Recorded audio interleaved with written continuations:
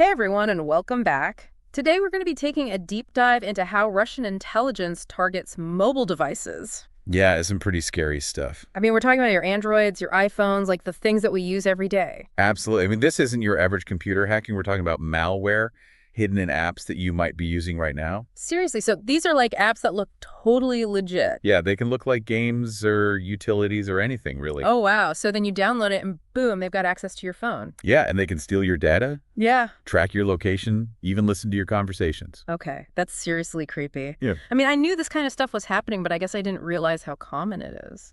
Yeah, and it's only getting more sophisticated all the time.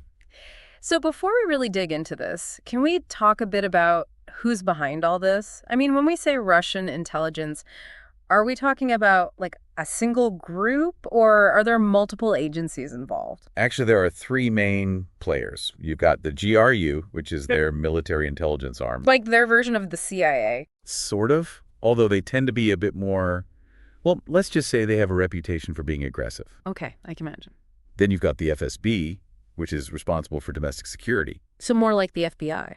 Yeah, although they also have a history of, well, let's just say they're not known for playing by the rules. Got it. And the third agency. That's the SVR. They handle foreign intelligence. Okay, so the GRU, the FSB, and the SVR, and they're all involved in targeting mobile devices. Exactly. They're all working towards the same goal, which is to gather information and disrupt their enemies. And they're not afraid to use any means necessary to achieve that goal. Yeah, that's one way to put it. So let's start with Android malware, because I know that's been a big focus for Russian intelligence. Yeah, Android is a particularly attractive target because it's the most popular mobile operating system in the world. And it's also a bit more open than iOS, which makes it easier to exploit. Exactly. They've had a lot of success with Android malware. Like, what kind of success are we talking about? Well, one example is an app called X-Agent, which the GRU used to target Ukrainian soldiers back in 2016. Wait, so they created an app specifically to spy on soldiers? Yeah, they disguised it as an artillery targeting app, something that would be useful to soldiers in the field. So the soldiers would think they're downloading something to help them fight. Exactly. But in reality, it was sending their location and other sensitive data straight to the enemy. That's crazy talk about a betrayal of trust. It was a pretty effective tactic at the time. Okay, so that was back in 2016. Have they gotten any more sophisticated since then? Oh, absolutely. They're constantly evolving their tactics. Give me an example. Well, between 2016 and 2019, they used a spyware program called Monocle. Monocle. Okay, what did that one do? It was designed to steal data from all sorts of apps, including social media, email messaging apps, you name it. And how did it work? It was pretty sneaky. It exploited accessibility features, which are meant to help people with disabilities use their phones. So they were using features intended for good to do bad. Exactly. It's a common tactic in cyber warfare. Okay, so Monocle was pretty nasty, but is that the worst of it? Oh no, not even close. Another GRU group known as Sandworm managed to sneak malware directly into apps on the Google Play Store. Wait, the official Google Play Store, like where millions of people get their apps? Yep.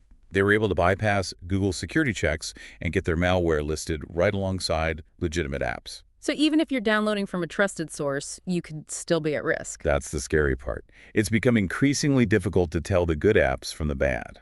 Okay, this is all starting to sound pretty overwhelming. If even Google Play isn't safe, where are we supposed to get our apps? It's a good question, and we'll talk about some tips for staying safe later on, but for now, just be aware that no app store is 100% secure. Okay, so we've got the GRU targeting Android users with fake apps and malware. What about the FSB? Are they involved in this too? Oh, yeah.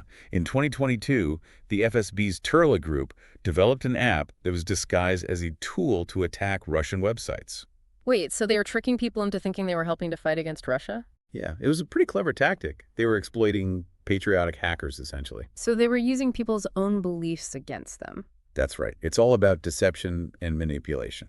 Okay, and what about the SVR? Are they involved in any of this? While they haven't been as publicly linked to Android malware campaigns as the GRU or FSB, it's highly likely they're involved in some capacity. I mean, it would be surprising if they weren't. Exactly. They have the resources and the expertise, so it would be foolish to assume they're sitting this one out. Okay, so the takeaway here is that all three of Russia's main intelligence agencies are actively targeting Android users. That's right, and they're using a wide range of tactics to do it. So what can Android users do to protect themselves? I mean, this is all starting to feel a bit hopeless. Well, don't despair. There are things you can do to reduce your risk. Like what? First and foremost, only download apps from trusted sources like the Google Play Store. But we just talked about how even Google Play isn't foolproof. True, but it's still your best bet. Downloading apps from third-party websites is like playing Russian roulette with your phone. Okay, point taken. What else? Always pay attention to the permissions and app requests before you install. Does a flashlight app really need access to your contacts and location? Probably not. That's a good point. And finally, keep your phone's software up to date. Because updates often include security patches. Exactly. The longer you go without updating, the more vulnerable you become. Okay, so download from trusted sources, pay attention to permissions, and keep your software updated. That's good advice, but is it enough? It's a good start, but there's always more you can do. We'll talk about some more advanced security measures later on. Okay, sounds good. So we've covered a lot of ground with Android malware, but what about iPhone users? Are they immune to all this? Not exactly. Yeah. While iPhones are generally considered to be more secure than Android devices, they're not invulnerable. So Russian intelligence has ways of targeting iPhones, too. Absolutely. They've developed sophisticated exploits that can compromise even the latest iPhones. Okay, I'm all ears. Tell me more. Well, we'll dive into the specifics of iOS malware after a quick break. Okay, I'm already on the edge of my seat. Stay with us. Okay, so iPhones aren't exactly bulletproof when it comes to Russian intelligence. What kind of attacks are we talking about here?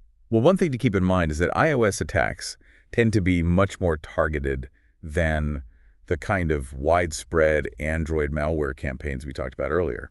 So they're not just going after anyone with an iPhone. They're picking specific individuals. Exactly. They're going after high-value targets, people with access to sensitive information like government officials, diplomats, journalists, that sort of thing.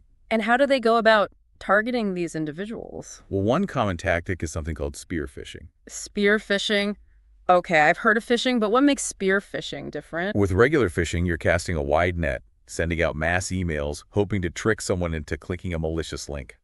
So it's like a spray and pray approach. Exactly. But with spear phishing, you're carefully crafting emails that are tailored to a specific individual. So you're doing your research, finding out about their interests, their contacts, their online habits. Exactly. You're trying to make the email look as convincing as possible so the target doesn't suspect anything. And then once they click the link, boom, you've got them. You can install malware on their device, steal their credentials, whatever you want. wow, that's pretty devious. I mean, it sounds like something out of a spy movie. Oh, it is, and it's incredibly effective. Unfortunately, a lot of people fall for these attacks. So what can iPhone users do to protect themselves from spear phishing attacks? Well, the first line of defense is awareness, knowing that these attacks exist, and being suspicious of any unsolicited emails you receive. So don't just blindly click on links, even if they look like they're coming from someone you know. Exactly. Always double-check the sender's address, hover over the link to see where it's really going, that sort of thing. Okay, good advice. But what if you do accidentally click on a malicious link? What happens then? Well, that's where things get a bit more complicated. It depends on what kind of exploit they're using and how up-to-date your phone software is. So keeping your software updated is crucial. Absolutely. Apple is constantly releasing security patches, so it's important to install those updates as soon as they're available. Okay, so awareness software updates, anything else? Well, another important factor is something called jailbreaking. Jailbreaking? Okay, I've heard that term before, but I'm not really sure what it means. Basically, it's a way of bypassing Apple's security restrictions so you can install apps that aren't available in the App Store. So it's like rooting an Android device? Sort of, although the process is a bit different. And why would someone want to jailbreak their iPhone? There are a few reasons some people do it to customize their phone in ways that Apple doesn't allow others do it to install pirated apps. Okay. I can see how that would be tempting, but is it safe? Not really. When you Yeah. jailbreak your phone, you're essentially opening it up to all sorts of security risks. So it's like disabling your alarm system. Exactly. You're making it much easier for hackers to install malware on your device.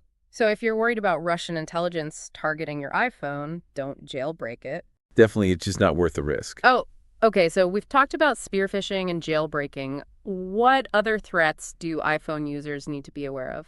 Well, one that's particularly concerning is the use of zero-day exploits. Zero-day exploits? Those sound pretty serious. What are they? Basically, they're vulnerabilities in software that the vendor isn't aware of yet. So the bad guys find a way to break in before the good guys even know there's a hole? That's right. And they can Yeah. be incredibly difficult to defend against because there's no patch available yet. So even if your software is up to date, you could still be vulnerable. Exactly. That's what makes zero-day exploits so dangerous. And are Russian intelligence agencies using zero-day exploits to target iPhones? Oh, absolutely. They have the resources and the expertise to find and exploit these vulnerabilities. So even the most security-conscious iPhone user could be at risk? I hate to say it, but it's true. No device is 100% secure. Okay, so this is all pretty scary stuff. Is there any good news at all? Well, the good news is that Apple is very proactive about patching vulnerabilities as soon as they're discovered. So the key is to keep your software updated.